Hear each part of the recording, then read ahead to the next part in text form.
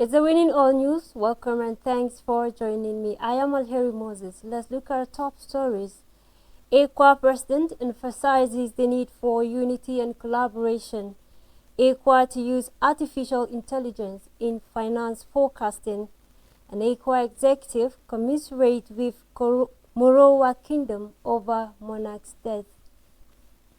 The ECWA President, Reverend Dr. Job Aiba Bagat, said it is imperative for ECWA departments, institutions, churches, DCCs, and financial organizations to work in synergy as our cooperation and unity is essential to our church and other sectors of the society. The President mentioned this during the 12th Internal Stakeholders Forum on Zero Tolerance for Fraud in ECWA.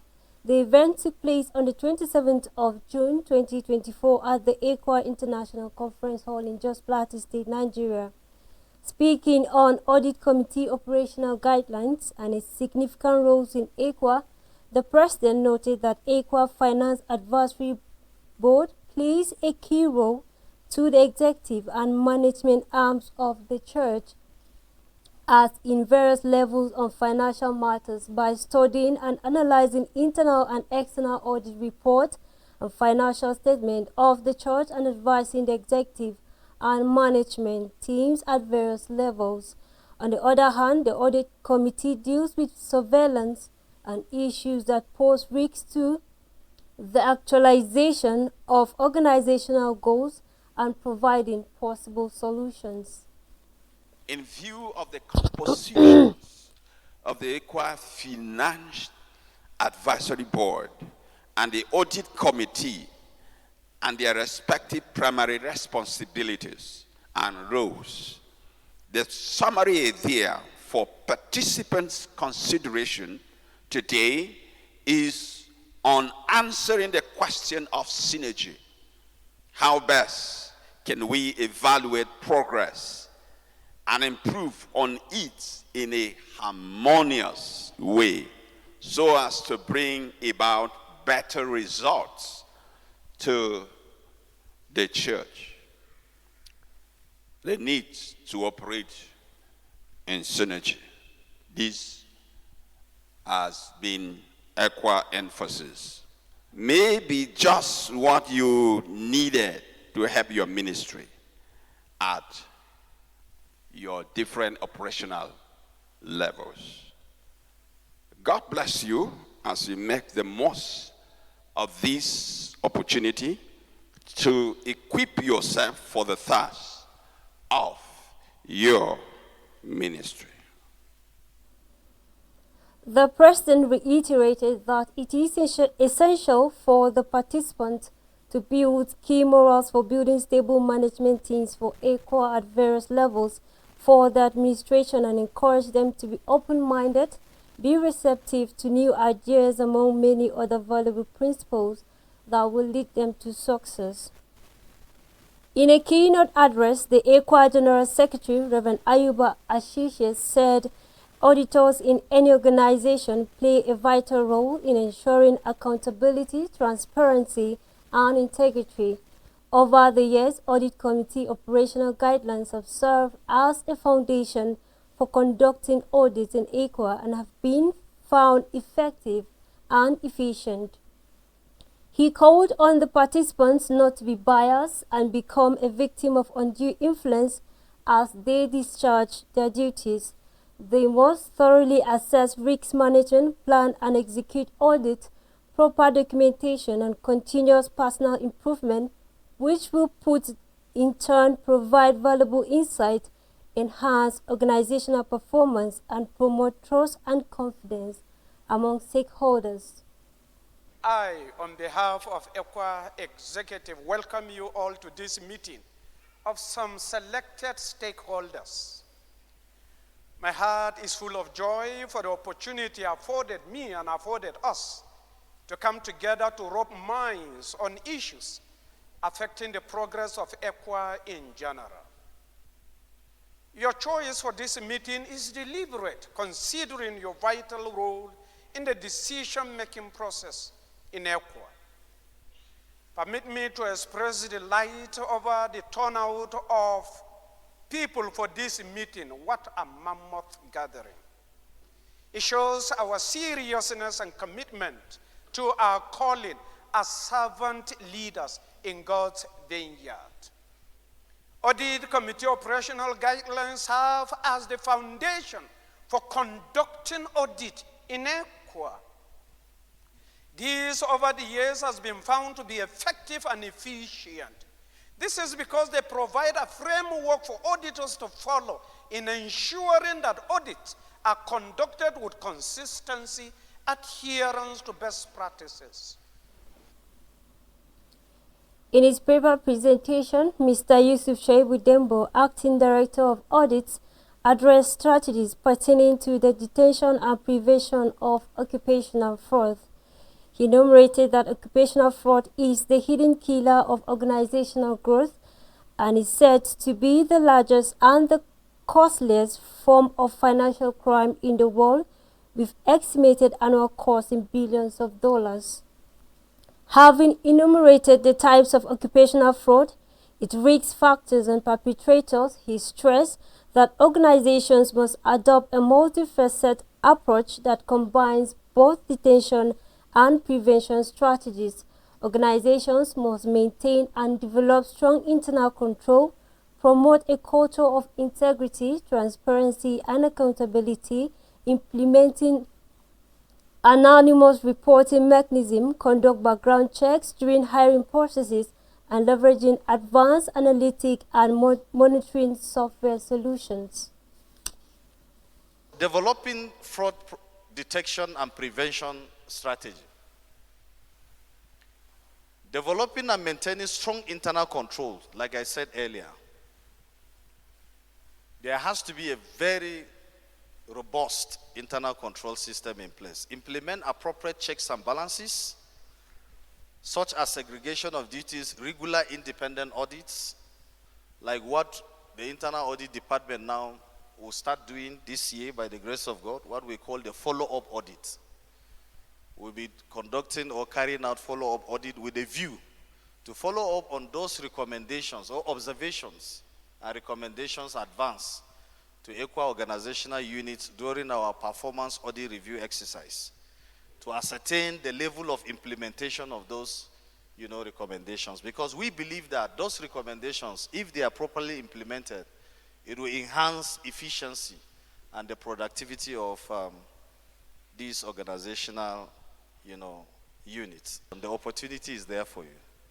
So the question is whether or not one is a person of integrity or not. Pressure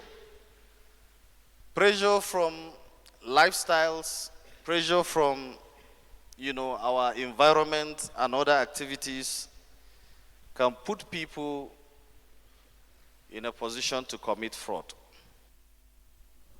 The ECWA person, Reverend Dr. Job Abubakar, said artificial intelligence, popularly known as AI, is one of such technological tools that can add value to ECWA treasurers in their tasks of financial forecasting if properly harnessed.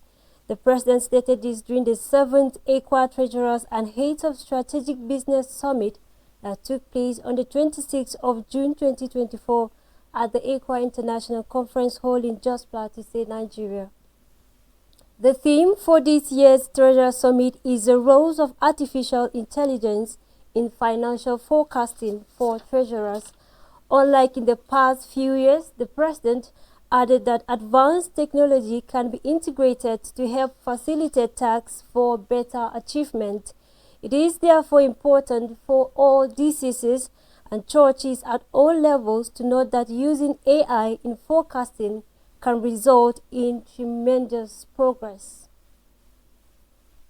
Using artificial intelligence is necessary to ECWA as a church denomination because it allows finance team to create better short-term as well as long-term forecast.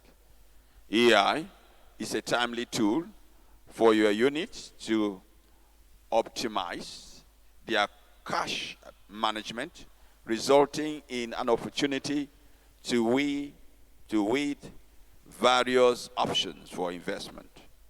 The technology will make it possible and easier for corporate leaders to make informed decisions now and in the future.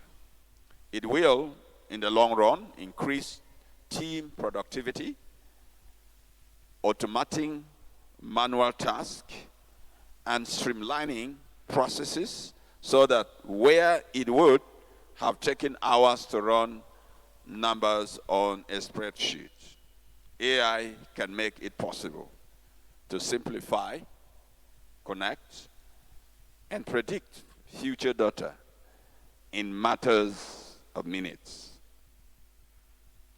As your leader, I stand therefore before you today with great joy as I welcome you once again to this important, very crucial, and timely summit, believing that you will prove to be open-minded and receptive to all that shall be taught and interacted upon here today. The President identified that the role of ECWA treasurers is sacrosanct in the actualization of ECWA aims and objectives, and further reiterated that his leadership will focus on spiritual growth, community development, evangelism and outreach, and fostering unity in diversity as God enables him, and called on all hands to be on deck to achieve this noble task.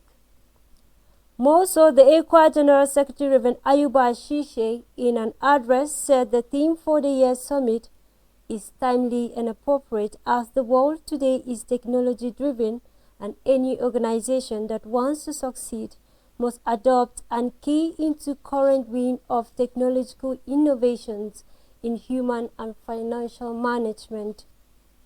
Reverend Ayuba added that ECWA treasurers should work to acquaint themselves with elementary knowledge of artificial intelligence and its application in finance, which makes work easier and reduce over-dependence on human efforts, as well as reduces stress, enhances quality and high input and cost-effective. This consultation is therefore intended to create awareness in you as to your statutory roles as DCC treasurers, so that you brace up with the challenges ahead of you. It is also intended to give you a sense of belonging and collective responsibility as a member of the DCC executive. Furthermore, the consultation will expose you to the new emerging trends in financial records management for planning purposes.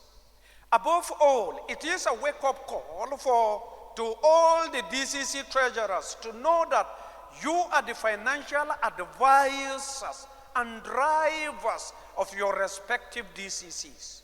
However, let me make an appeal to the participant to make maximum advantage of the opportunity afforded by this consultation/seminar to update their knowledge on the constitutional requirement of your office, and to also key into the new innovation of artificial intelligence in financial forecasting.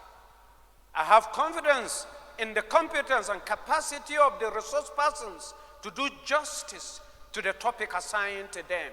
Listen and pay attention to all discussions and participate actively, so that at the end of the program, you will go home better enlightened, refreshed, and energized to face the tasks ahead of you as financial advisors and potential planners. In the same event, the ECWA Treasurer Elder Harnett Njuma deliberated on the role of artificial intelligence in financial forecasting for treasurers, and enumerated that artificial intelligence can help ECWA treasurers in forecasting by providing accurate predictions and insight based on historical data, which will in turn provide data analytics, predictive modeling, risk management, and fraud detection to improve decision making and optimize outcomes in the finance sector. AI, that is artificial intelligence, tools can use machine learning algorithm to identify patterns in historical data and make predictions about future revenue and expenses, which can help in preparing a budget for either LCC, DCC, or even GCC. This information can help treasurers and financial managers to make more accurate financial forecasts and take proactive steps to mitigate risk. AI can be programmed to identify the best investment opportunities and make adjustments to a portfolio quickly based on market data and other factors. DCCs too may have investment. And once you are going to make investment, you look for a place or where you'll be able to, within a short time, recoup your investment and make profit. You cannot invest in a place where you think your money will not come out, let alone to make profit. So this AI, once programmed, can help you to identify the best investment opportunity and make adjustment to portfolio quickly based on market data that is available and other factors. The Ekwa executive and the entire Ekwa family commiserate with the people of Kaduna State and the Royal Kingdom of Morua over the demise of His Royal Highness Malam Tagwe Sambo, who has ruled as king for 58 years and died at the age of 88 years. The Ekwa President, Reverend Job Ayuba Bagat Malam, in a speech, described the deceased as a child of God, an evangelist who devoted himself in serving God and his community, and his legacies cannot be forgotten. The highest position any person can have in this life is to be a child of God. And Baba was a child of God to the core. He knew God, he served God with passion, with love, with everything he had. And that will be one of the legacies that the younger generation should learn from. Apart from that, Baba was an evangelist. He was among those that organized crusades virtually to all the districts in Marwa. And it is part of the blessing and part of the legacy that our young people today should engage themselves.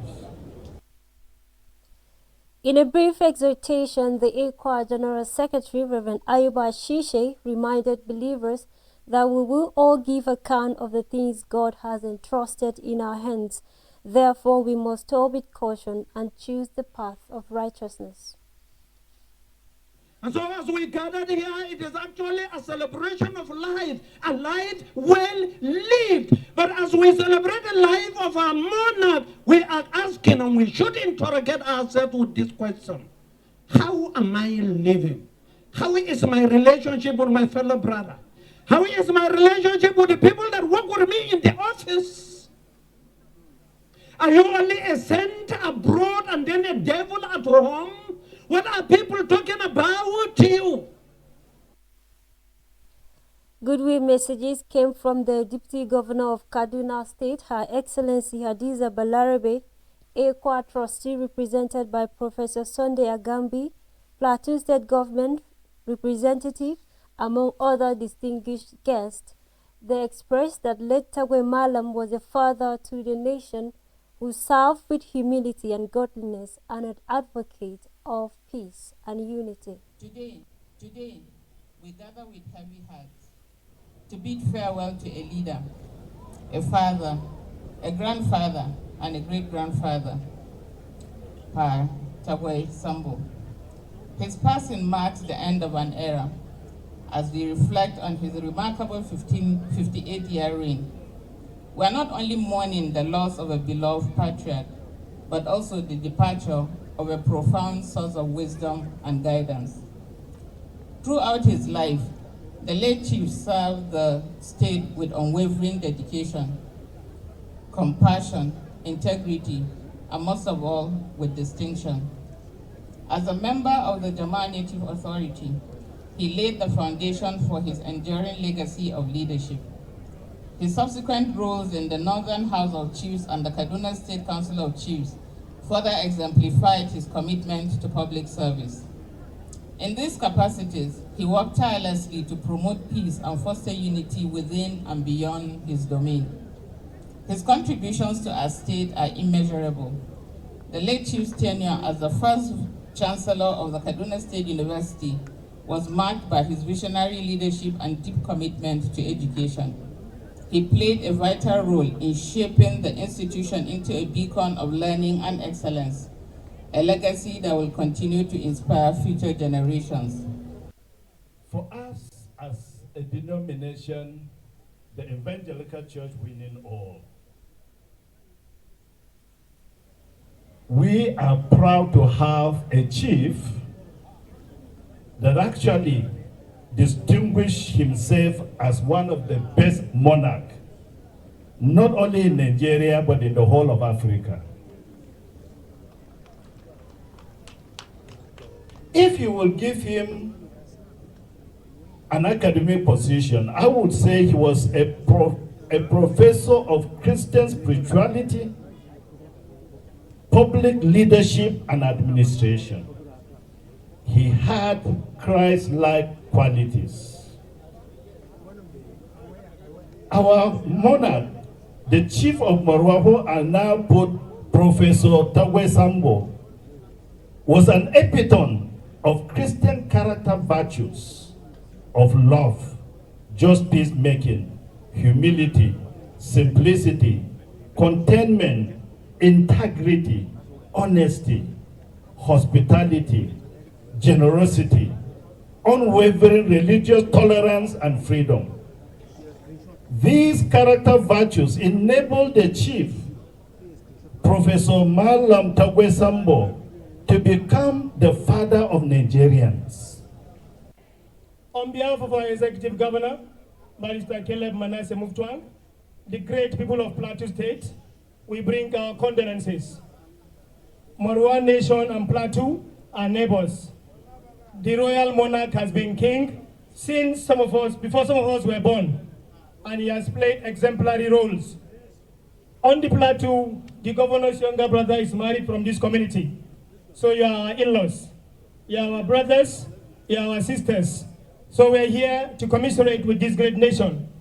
Because of time, we need you to know that the government, the governor, and people of Plateau State commiserate with Morwa Nation, with Southern Kaduna, with Kaduna State.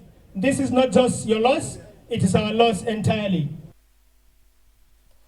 Also, a special prayer was said by the ECWA Assistant General Secretary, Reverend Dr. Sunday Kongo, for the family of this deceased for God's comfort. The wife of late Tagway Sambo expressed her gratitude to everyone who supported them during their time of sorrow.